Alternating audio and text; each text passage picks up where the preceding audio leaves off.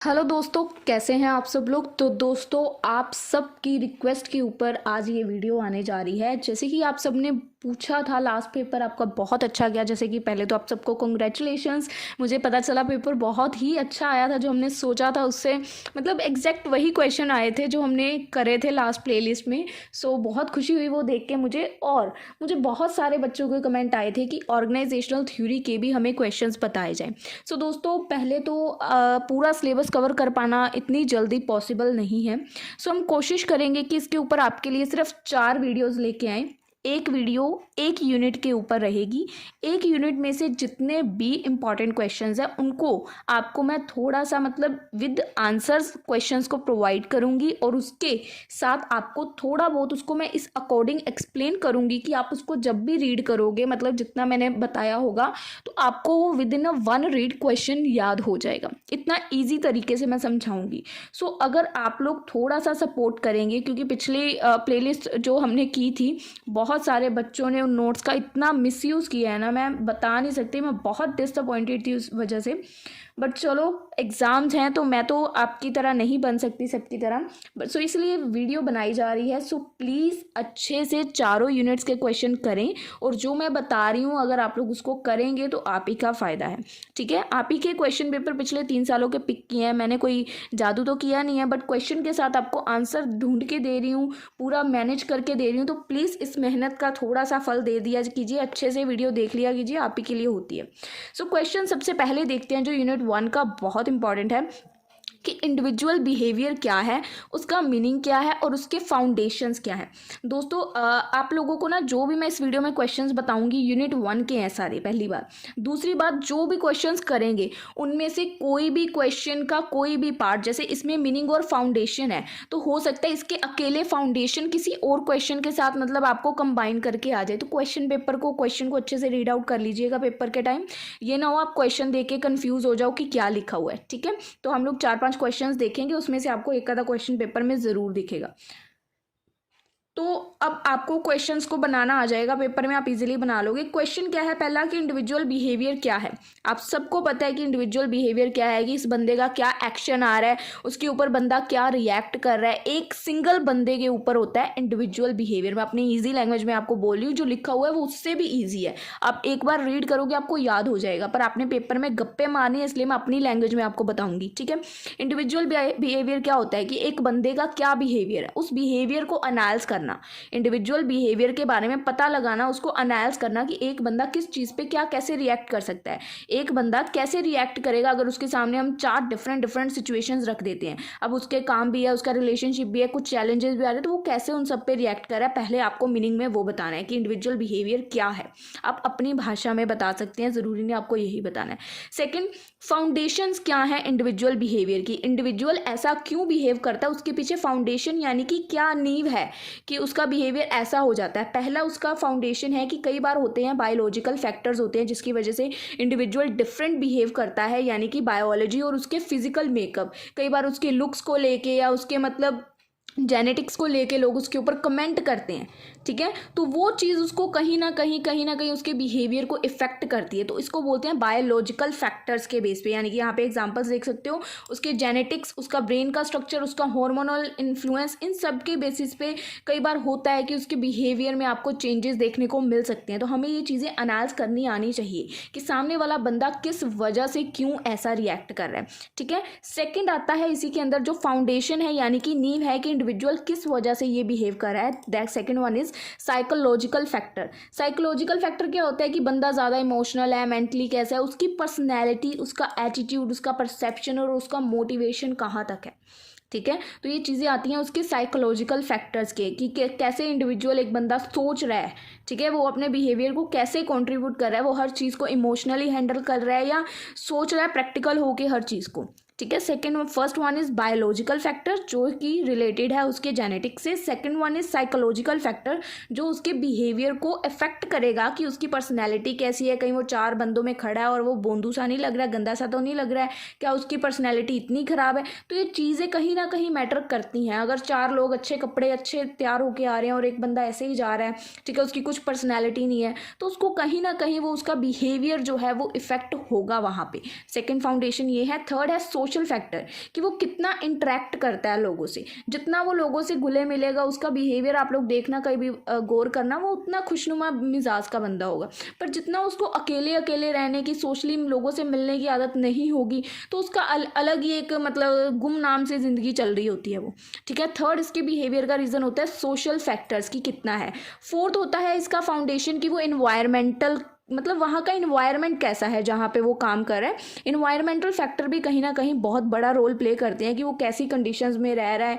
कहीं उसको घर से कोई स्ट्रेस वाली बातें तो नहीं पता चल रही, मतलब घर में कोई स्ट्रेस हो रहा है या वर्क लाइफ में कोई स्ट्रेस हो रहा है। तो ये भी चीज़ें कहीं ना कहीं एक नींव का काम करती हैं एक बंदे के बिहेवियर में। नेक्स्ट क्या है कि वो क्या सीख रहा है, लर्निंग एंड एक्सपीरियंसेस। अगर वो जो भी उसकी सक्सेस हो रही है या फेलियर हो रही है, उससे कुछ सीख रहा है। ठीक है, क्योंकि कहीं ना कहीं अगर हम कहीं सक्सेस भी अचीव कर रहे हैं या कहीं फेलियर भी अचीव कर रहे हैं, वो कहीं ना कहीं हमारे बिहेवियर को कंट्रीब्यूट करती है। कहीं ना कहीं किसी ना किसी लेवल पे वो हमारे बिहेवियर को कंट्रीब्यूट करेगी। तो ये देखना है कि वो सक्सेस हो रहा है या फेलियर हो रहा है, वो उससे कुछ सीख रहा है कि नहीं सीख रहा। क्योंकि कहीं ना कहीं उसका बिहेवियर उसी पे होगा। ये तो यानी कल आप कोई भी कह सकते हो, कल कोई फेल होके आया और हाँ आज दूसरा दोस्त पार्टी कर रहा है, तो वो जो फेल हुआ उसका बिहेवियर हमें नॉर्मल सी बात है पता है कि उसका बिहेवियर गंदा ही होने वाला है, क्योंकि वो फेल हुआ, हम पास हुए, हम पार्टी क्यों दे रहे हैं। ठीक है ना। इसके बाद नेक्स्ट आते हैं कल्चर फैक्टर्स की। कई बार होता है कि बंदे का बिहेवियर कल्चर के जो उसके ट्रेडिशंस हैं या कस्टम्स हैं या उसकी वैल्यूज़ है उसके ऊपर भी डिपेंड करता है। वो भी चीज़ें उसके बिहेवियर को इम्पैक्ट डालती हैं कहीं ना कहीं, ट्रेडिशंस भी। ठीक है, उसके बाद है कि सिचुएशनल फैक्टर। कई बार सिचुएशन ऐसी हो जाती है या कई बार वो सिचुएशन को अडेप्ट नहीं कर पाता है, उसके लिए रिस्पॉन्सिव नहीं हो पाता, डिफरेंट सिचुएशंस को हैंडल नहीं कर पाता है, तो उसके वजह से भी उसका बिहेवियर जो है वो इफेक्ट होता है। तो ये कुछ ना हमने फाउंडेशंस देखी, इंडिविजुअल का बिहेवियर कैसा होता है और उसकी फाउंडेशन यानी कि उसकी वजह क्या हो सकती है, किन वजहों से एक बंदे के बिहेवियर में हमें चेंजेस देखने को मिलते हैं। ठीक है, ये हमारा पहला क्वेश्चन हो गया। अब सेकंड क्वेश्चन देखते हैं कि एटीट्यूड क्या है, कैसे एक बंदे का एटीट्यूड उसके बिहेवियर पे इफेक्ट डालता है। अब ये देखो, एटीट्यूड बंदे का है और बंदे का ही बिहेवियर उस एटीट्यूड से डिफरेंशिएट होगा, तो ये चीज़ आपको समझनी है। ठीक है, एटीट्यूड एक तरह से ना आपकी एक मेंटल हैबिट होती है, जैसे कि आप कैसे फील कर रहे हो, आप किसी चीज़ के बारे में कैसे सोच रहे हो, थिंक अबाउट समथिंग। फ्रेंड्स देखो, अभी मैं जैसे बोल रही हूँ ना, हो सकता है आपको सारा एक साथ ना समझ आए, तो जैसे जैसे मैं बोल रही हूँ उस चीज़ को रोको, वहाँ से रीड करो, आपको एक एक लाइन समझ आएगी। मेरे पास इतना टाइम नहीं है आप लोगों का, आई थिंक सुबह वीडियो देखोगे तो कल एग्ज़ाम है, तो हम लोग फटाफट से करने वाले हैं। तो मैं अगर आपको ऊपर ऊपर से बता रही हूँ, तो आपको अगर आधे घंटे की वीडियो को 2 घंटे भी लगाओगे ना, तो आपका एक दिन में तैयारी 4 यूनिट आराम से हो जाएंगे। ठीक है, तो ध्यान से जो मैं बोल रही हूँ उसको सुनो, फिर वीडियो को रोको और उन लाइनों को पढ़ो। ठीक है, आपको बहुत अच्छे से टॉपिक क्लियर हो जाएगा, विद आंसर्स मैं आपको समझा रही हूँ। ठीक है, सेकंड क्वेश्चन हम लोग एटीट्यूड देख रहे हैं। तो एटीट्यूड क्या होता है कि आप कैसा फील कर रहे हो और उस चीज़ के बारे में आप क्या सोच रहे हो, थिंक अबाउट समथिंग। ठीक है, तो ये आपका एक तरह से पर्सनल ओपिनियन होता है, किसी भी चीज़ को लेके आपका एटीट्यूड है कि यार मुझे नहीं बात करनी। ठीक है, डिफरेंट से ही आपकी एक हैबिट सी बनी हुई है किसी चीज़ को लेके। तो ये जो आपका एटीट्यूड है ये आपके बिहेवियर को कैसे अफेक्ट करता है। आपका एटीट्यूड का बहुत बड़ा रोल होता है आपके बिहेवियर के ऊपर, आपको ये पता होना चाहिए। आपका एटीट्यूड ना आपको मतलब एक गाइडेंस देता है कि बस इधर को जाना है, अब ऐसे मतलब रिएक्ट करना है, अब इधर गुस्सा करना है या अब इधर कुछ करना है। ठीक है, अब इमेजिन करो जैसे कि आपका एटीट्यूड, उसको एज अ कैप्टन इमेजिन करो कि आप एज अ कैप्टन हो शिप के। ठीक है, अब शिप के कैप्टन है आपका एटीट्यूड। अब अगर कैप्टन का पॉजिटिव एटीट्यूड है तो वो मतलब स्मूथली शिप को चलाएगा, वो स्मूथली शिप को चलाएगा और पूरा मतलब नदी के पार तक हमें जहाँ भी समुद्र के पार छोड़ के आएगा। पर अगर वही कैप्टन का एटीट्यूड नेगेटिव है यार, तो नेगेटिव में क्या होगा, गड़बड़ी करेगा, वो हमें फंसाएगा, बीच नैया हमारी डुबाएगा। मैं आपको बहुत आसान भाषा में बता रही हूँ, वही लिखा हुआ है अंदर जो मैं बता रही हूँ, बस मैं आपको समझाने के लिए बता रही हूँ कि आप पेपर में गप्पे मार पाओ।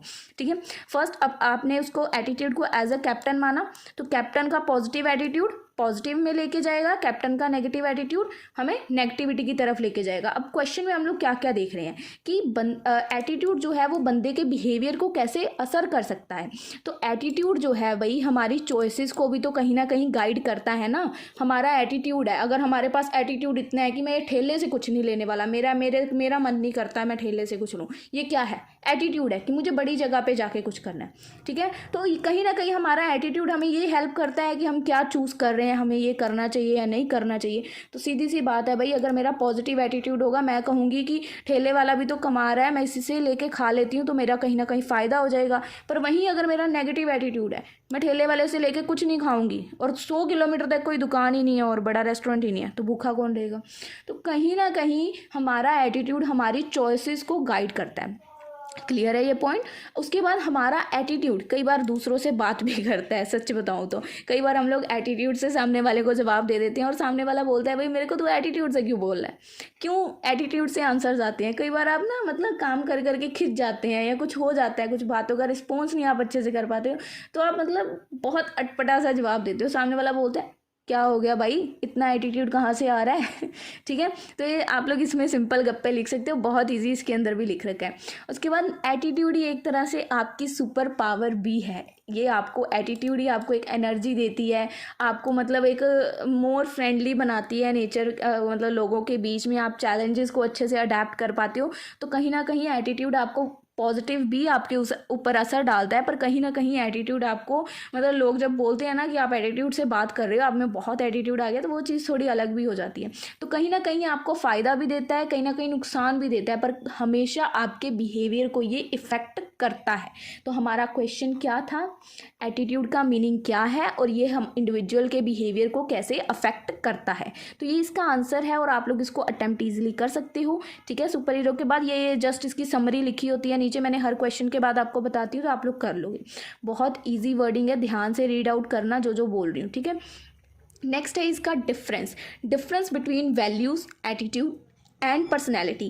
दोस्तों ये क्वेश्चन आपको मिक्सअप होकर किसी क्वेश्चन के साथ आ सकता है, तो आपको ये डिफरेंस पता होना चाहिए। पहले तीनों का डिफरेंस में देखो, व्हाट दे आर, वैल्यूज़ क्या है, एटीट्यूड क्या है, पर्सनैलिटी क्या है। वैल्यूज़ क्या होती है कि आपके बिलीफ क्या हैं, कि आप किन चीज़ों में मानते हो। एटीट्यूड आपकी फीलिंग्स या आपके खुद के ओपिनियन। वैल्यूज़ क्या होती हैं, जो हमें हमारे पेरेंट्स से मिलती हैं, जो बिलीव्स मिलते हैं, ठीक है, जो हमें हमारी लाइफ को गाइड करते हैं। एटीट्यूड हमारा खुद का होता है, खुद के ओपिनियन, खुद की फीलिंग। पर्सनैलिटी हर बंदे की डिफरेंट होती है, यूनिक सेट ऑफ क्वालिटीज़ हर बंदे को भगवान ने दे के भेजा है। ठीक है, तो वैल्यूज़ हमें क्या सिखाती हैं कि हमें ऑनेस्ट रहना है, रिस्पेक्ट करनी है, काइंडनेस में रहना है। और एटीट्यूड हम लोग लाइक को भी करते हैं और डिसलाइक भी करते हैं कई चीज़ों को, क्योंकि ये हमारा खुद का है। एटीट्यूड खुद का है, पर्सनैलिटी खुद की है। वैल्यूज़ फैमिली से मिलती हैं या कह सकते हैं हमारे नोइंग से मिलती हैं, जो जान पहचान के लोग हैं। ठीक है, उसके बाद इम्पैक्ट है, ये हमारे बिहेवियर को कैसे इम्पैक्ट करती हैं। हमारे वैल्यूज़ हमारे बहुत सारे डिसीजंस को इम्पैक्ट करती हैं, यानी कि हमें हमारे पेरेंट्स से कोई चीज़ सीखने को मिली है, पर अगर हम अपनी दुनिया में जाके देखें, यानी कि अपनी हम उम्र लोगों में जाके देखें, तो कहीं ना कहीं वो चीज़ हम उम्र लोगों के साथ सही है, पर हमारे घर वाले हमारी पीछे से वैल्यूज़ बोल रही हैं कि वो चीज़ गलत है। ठीक है, गाइड्स मेजर लाइफ डिसीजन। तो हमारे बहुत सारे लाइफ के डिसीजंस को कहीं ना कहीं ये गाइड करती हैं हमारी वैल्यूज़। पर ये जो हमारा एटीट्यूड है, ये हमारे सिर्फ रिस्पॉन्ड पे असर करते हैं कि हम कैसे रिस्पॉन्ड कर रहे हैं। तो बहुत इजी डिफरेंस है। जो मैंने ब्लू कलर से हाईलाइट किया ना, उसकी हेल्प से आपको और इजी समझ आएगा। ठीक है, आपको क्वेश्चन इजीली समझ हो जाएगा, इतना टफ नहीं है कुछ इसमें भी। और इसकी लेंथ इंक्रीज करने के लिए आप पहले तीनों का डिफरेंट मीनिंग बता सकते हो, जो अभी आगे और भी क्वेश्चंस में आपको देखने को मिलेगा। उसके बाद आप इसका डिफरेंस लिख सकते हो अगर आपको लेंथ वगैरह इंक्रीज करनी है। मैंने आपको बहुत ज़्यादा मटेरियल इस क्वेश्चन वीडियो में देने वाली हूँ, तो आपकी बहुत मदद हो जाएगी। नेक्स्ट क्वेश्चन क्या है, रोल ऑफ वैल्यूज़। पहले हमने देखा तीनों का डिफरेंस, अब इन्हीं तीनों का रोल देखना है कि इन तीनों का एक्चुअल में रोल क्या है। सबसे पहले वैल्यूज़ की बात करें, वैल्यूज़ का क्या रोल है। वैल्यूज़ एक तरह से हमारी कह सकते हैं लाइफ की कंपस है। Think of values as your life compass, कि हमारी कंपस है, ये हमें हर समय गाइड करती है हमारी लाइफ के बड़े से बड़े डिसीजन में। हमें डिसाइड करने में हेल्प करती है कि क्या इंपॉर्टेंट है हमारी लाइफ में। ठीक है, हमें एक तरह से सेंस ऑफ डायरेक्शन देती हैं कि हमें इस डायरेक्शन में जाना है। वैल्यूज़ का ये रोल है, ये हमें डायरेक्शन बताएंगी। हमारे जो वैल्यूज़ हैं हमें कई बार बताते हैं ना कि हमें गलत रास्ते पे नहीं जाना है, दारू नहीं पीनी, सिगरेट नहीं पीना है ना, तो वो हमारी वैल्यूज़ हैं कहीं ना कहीं, जो हमें गलत कामों को करने से रोक लेती हैं। ठीक है, तो आप लोग अब इस बात को हुआ मत बना देना कि ये बोला है। नेक्स्ट क्या है, एटीट्यूड। एटीट्यूड का क्या रोल है। एटीट्यूड एक तरह, एटीट्यूड का आप लोग देख सकते हो एज अ पर्सनल वेदर। जैसे कि ये अफेक्ट करेगा कि आप डिफरेंट डिफरेंट सिचुएशंस को कैसे अप्रोच करते हो। अगर आप हर सिचुएशन को पॉजिटिव देखोगे तो वो आपकी लाइफ की हैप्पीनेस सिचुएशन हो सकती है, बट अगर आप हर सिचुएशन को नेगेटिव देखोगे तो फिर वो धमाके धमाके करेगी ज़िंदगी में। हर बात पे छोटे छोटे पे लड़ रहे हो, नेगेटिव जा रहे हो, तुमने मेरे साथ ये किया, तुम तो यही चाहते थे, तो वो नेगेटिव ही रहने वाला है। पॉजिटिव जाओगे तो खुशियाँ ही खुशियाँ पाओगे। सिंपल है एटीट्यूड का रोल। उसके बाद पर्सनैलिटी का क्या रोल है। पर्सनैलिटी एक यूनिक फ्लेवर है, ये आपको बताती है कि आप कौन हो, कैसे आप मतलब जनरली बिहेव करते हो। अब अगर 4 बंदों में जा रहे हो और आप सबसे टिप टॉप लग रहे हो तो आपकी मतलब पर्सनैलिटी अच्छी है, तो आपके बिहेवियर में कैसे चेंज आएगा आप खुद सोचो। आपका एक डिफरेंट ही मतलब वे ऑफ टॉकिंग होगा, डिफरेंट ही चलने की चाल होगी कि हाँ मैं आज सबसे अच्छा लग रहा हूँ, है ना। सो पर्सनैलिटी आपका एक यूनिक सा फ्लेवर है कि आपकी पर्सनैलिटी आप पे असर डालती है कि आप कैसे बिहेव करोगे, कैसे इंटरेक्ट करोगे सबके साथ, ठीक है। तो ये सिंपल पर्सनैलिटी। अब इन तीनों को अगर हम लोग एक साथ देखें, ठीक है, वैल्यू, एटीट्यूड एंड पर्सनैलिटी तीनों एक साथ कैसे काम करती हैं, ये आपको शेप देती हैं कि आप कौन हो, एक्चुअल में आप कौन हो। आप इन तीनों का कॉम्बिनेशन है एक इंसान के अंदर उसकी वैल्यूज़ हैं, उसकी एटीट्यूड है और उसकी पर्सनैलिटी है, और एक इंसान को शेप ही ये तीनों चीज़ें देती हैं, ठीक है। आपकी वैल्यूज़ जो हैं आपको गाइड करती हैं, ओवरऑल डायरेक्शन देती हैं। एटीट्यूड आपको बताता है आपके डे टू डे जो एक्सपीरियंसेस हैं उनके बारे में, और जो आपकी पर्सनैलिटी है ये मिक्स ऑफ क्वालिटीज़ को मिलकर बनती है, ठीक है। तो ये तीनों जब साथ में मिल जाते हैं तो आपको ये एक शेप देते हैं, एक इंसान को एक उसकी लाइफ को एक शेप देते हैं सही डायरेक्शन में जाने के लिए, ठीक है। तो ये इसका फिर से यहाँ पे समरी आ गई इस क्वेश्चन की। अब नेक्स्ट क्वेश्चन की बात करते हैं। अभी हमने ये क्वेश्चन कौन सा किया कि वैल्यूज़ और एटीट्यूड और पर्सनैलिटी का रोल क्या है, इससे पहले हमने देखा इसका डिफरेंस। अब बात करते हैं नेक्स्ट क्वेश्चन सिर्फ पर्सनैलिटी के ऊपर जो पेपर में आता है कि आपको पर्सनैलिटी मतलब बताओ और इसकी कुछ 5 थ्योरीज के बारे में एक्सप्लेन करो। बहुत ईजी थ्योरीज हैं, पता नहीं क्यों इस क्वेश्चन को हुआ बना रखा था बच्चों ने, बट बहुत ज़्यादा ईजी क्वेश्चन है। अब आपको समझ आ गया पर्सनैलिटी क्या होती है, एक बंदे का यूनिक फ्लेवर होता है।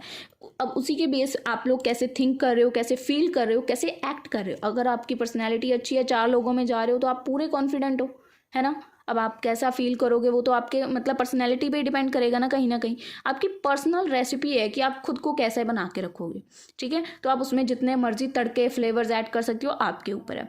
अब इसकी कुछ 5 थ्योरीज हैं जो बहुत ईजी हैं, और थोड़ी सी मैंने इसकी लेंथ कम ही रखी है ताकि आप लोगों को ईजिली समझ आ जाए। बट आप लोग इसको जितना मर्जी इंक्रीज करना, गप्पे मारना, बट क्योंकि मैं आपको देसी भाषा में बता रही हूँ तो आप लोग ईजिली गप्पे मारोगे।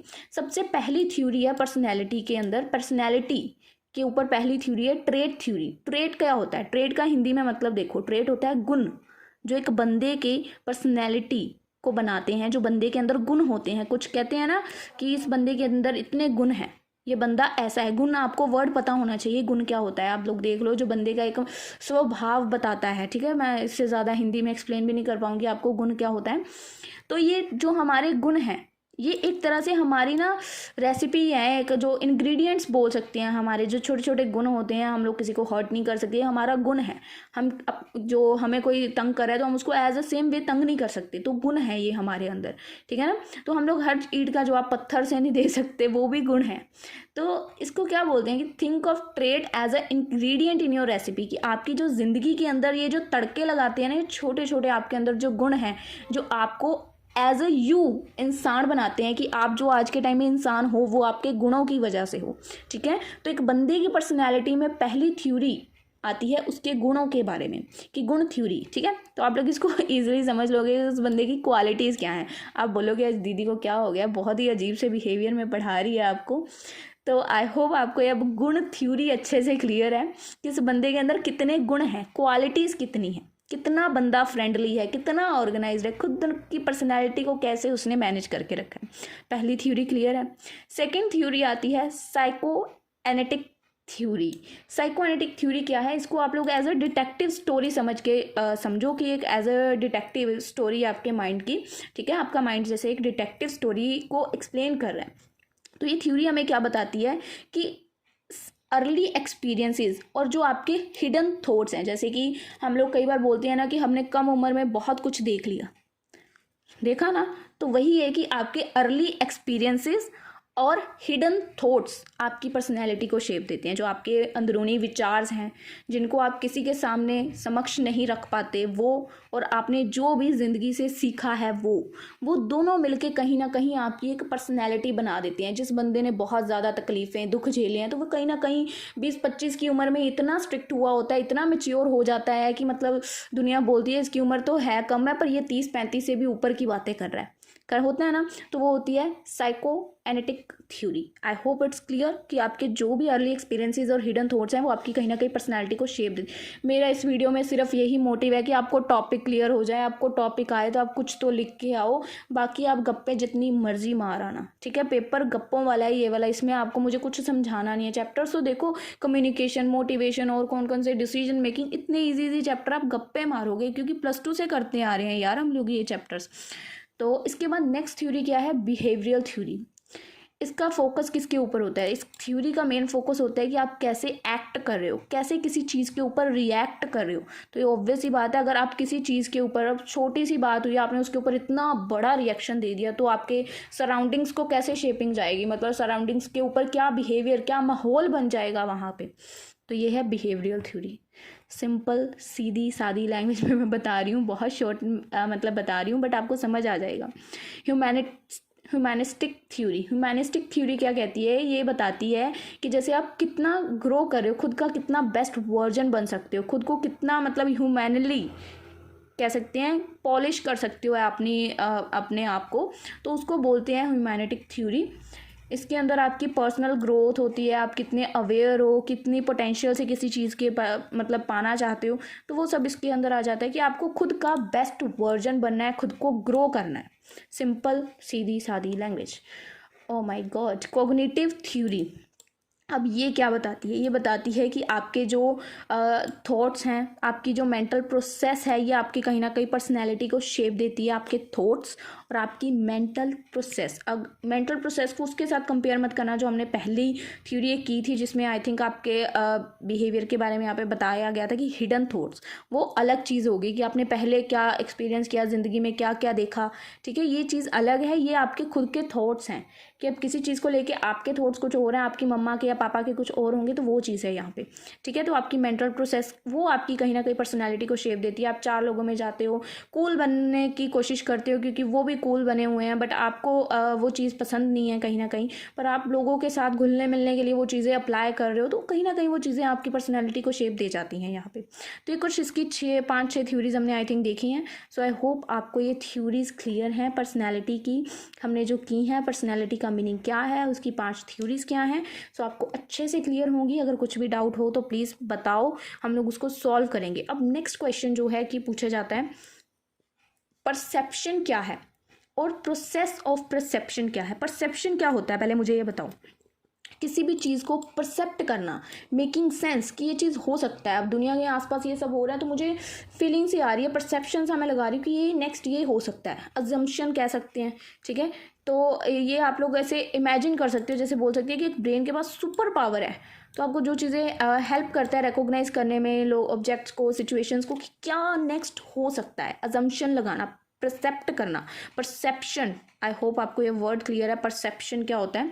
सो आपका ब्रेन कहीं ना कहीं आपको सेंस दे रहा होता है कि आपके आसपास ये चीज़ हो सकती है, ठीक है। अब इसका प्रोसेस क्या है? सबसे पहले हमें अब परसेप्शन हम कैसे करते हैं, इसका प्रोसेस बताना है। पहले हमें कहीं ना कहीं कुछ सेंस आएगी कि ये चीज़ मेरे आसपास हो सकती है, हमारी बॉडी हमें सेंस करेगी कहीं ना कहीं कि ये चीज़ हो सकती है, ये चीज़ ऐसे है, ये चीज़ ऐसे है। तो सबसे पहला प्रोसेस का पॉइंट है कि सेंसिंग, आपको सेंस आएगी। सेकेंड, आप सिलेक्ट करोगे, आपका ब्रेन डिसाइड करेगा कि इसमें से कौन सी इंपॉर्टेंट चीज़ है जिसके ऊपर आपको मेन फोकस करना चाहिए, ठीक है। अब अगर एक मतलब शांत कमरा है, उसके अंदर एक बंदा ज़ोर ज़ोर से चिल्ला रहा है, तो आपका परसेप्शन क्या है?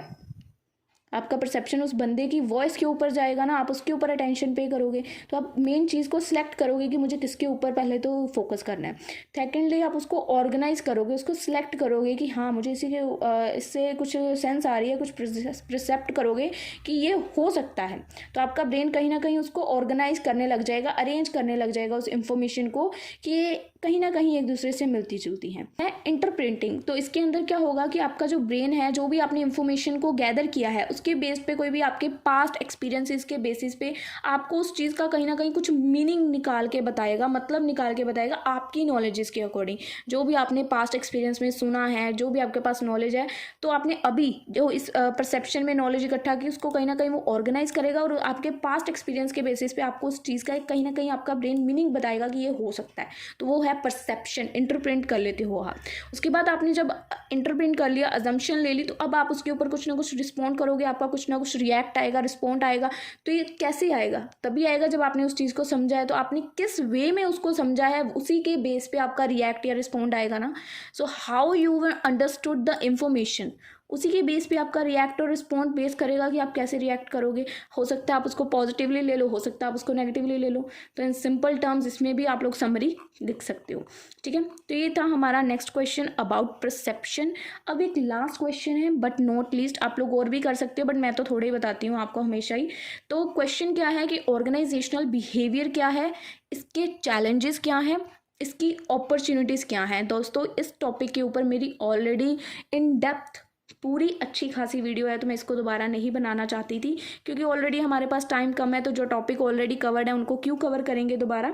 तो इसका लिंक वीडियो को हो सके तो, अगर पीडीएफ से पता नहीं आपको खुलेगा कि नहीं खुलेगा, बट मैं नीचे डिस्क्रिप्शन में रख दूंगी इसका लिंक, सो दैट आपको ये वीडियो फाइंड आउट करने में कोई दिक्कत ना आए। यूनिट 1 की ये पहली, मतलब यूनिट 1 की वीडियो ये है। इसकी अगली वीडियो में जो डालूंगी वो यूनिट 2 की होगी, फिर 3 की, फिर 4 की। कल मतलब जिस दिन आप ये वीडियो देख रहे हो शाम तक सारी वीडियोस डल जाएंगी। ठीक है, तो प्लीज़ कोशिश करें आप चारों वीडियोस देखें, क्योंकि वीडियोस के अंदर ही मोस्टली मैं आपका कवर करने वाली हूँ। अब जैसे ये 20 मिनट्स की या 30 मिनट्स की मैक्सिमम वीडियो होने वाली है जो भी आप देख रहे हो। तो इस वीडियो को अगर आप 1 घंटा 1.5 घंटा भी लगा के देखते हो तो 1.5 घंटे में आपका एक यूनिट ख़त्म हो जाएगा, अगर आप अच्छे से वीडियो को समझते हो तो। और क्या चाहिए? एक पेपर से 1 दिन पहले इससे अच्छी तैयारी अगर आप कर सकते हो तो कर लेना। बट आई होप आपको ये क्वेश्चंस अब क्लियर हो चुके होंगे जितना मैंने अपनी लैंग्वेज में बताया। अगर आप नहीं भी पढ़ोगे तो आप गप्पे तो मार ही आओगे पेपर में हेडिंग से याद करके। ठीक है, सो ये पीडीएफ मैं नीचे डिस्क्रिप्शन में देने वाली हूँ। बहुत सारे बच्चे इसका मिसयूज़ भी कर रहे हैं पीडीएफ का मेरी लेके। सो मुझे नहीं पता वो लोग ऐसा क्यों कर रहे हैं, बट अगर आपको ये पीडीएफ चाहिए तो मैं नीचे डिस्क्रिप्शन में आपको इसका लिंक दे दूँगी, बट वहाँ से बाय करनी पड़ेगी। सो कोशिश करें कि वीडियो के अंदर ही अगर आप लोग इसको देख लें। मैं आपको सारी स्क्रॉल करके दिखा रही हूँ, देखो। तो आपको जहाँ पे लग रहा है आप उसको पॉज करें और रोक के पढ़ लें, वहीं से लर्न कर लें। अगर आपको बाय नहीं करनी, क्योंकि बहुत सारे बच्चे यार पीडीएफ नोट्स मैं बना रही हूँ मेहनत करके, तो वो लोग मिसयूज़ कर रहे हैं। तो जो चीज़ मुझे नहीं अच्छी लग रही है, तो जिनको भी अगर मेरे चैनल से आपत्ति है तो प्लीज़ वो लोग सब्सक्राइब को कैंसिल कर दें, मतलब अनसब्सक्राइब कर दें चैनल। बट ये हरकतें ना करें कि किसी और की मेहनत आप लोग उठा के अपना ही चैनल अलग से बना रहे हो। आपके पेपर के 1 दिन पहले मैं आपके लिए ला रही हूँ, बट आप लोग ऑपोजिट ही जा रहे हो उसके, तो वो चीज़ कहीं ना कहीं गलत कर रहे हो आप लोग। बाकी आप लोग ज़्यादा सयाने हो, तो जैसे आपको सही लगे। अगर नोट्स बाय करके आप लोगों को मिसयूज़ करना भी है तो फिर कर सकते हो, फिर मैं क्या ही करूँ आप लोगों का, क्योंकि हर किसी को तो मैं रोक नहीं सकती। पर चलो आपके ऊपर है आपको कैसे लेके चलना है। अब तो ये विद्या है, आप लोग कैसे इसका यूज़ करोगे अब आपके ऊपर है। मुझे ये मत कहना कि इसके ऊपर अब प्राइस क्यों रखा है, क्योंकि मैंने अब तक सभी नोट्स पे 10 रुपये से ऊपर नहीं रखा था, क्योंकि बिना प्राइस की कोई पीडीएफ वहाँ पे अपलोड नहीं हो रही थी। बट इसके मैं प्राइजेस सेट करूँगी, क्योंकि आप लोगों में से बहुत सारे जने मिसयूज़ कर रहे हैं। सो उसके लिए मैं पहले से ही माफ़ी मांग रही हूँ आप लोगों से वीडियो में। सो मिलेंगे आप लोगों से अपनी अगली वीडियो में यूनिट 2 की, और सभी सब्जेक्ट सभी एग्जाम्स के ऊपर मैं आपके वीडियोज़ लाने वाली हूँ। तो प्लीज़ चैनल को सब्सक्राइब करें ताकि आप तक नोटिफिकेशन टाइम से पहुँच पाए। तो मिलते हैं आप लोगों से हम लोग अपनी अगली वीडियो में, तब तक के लिए गुड बाय।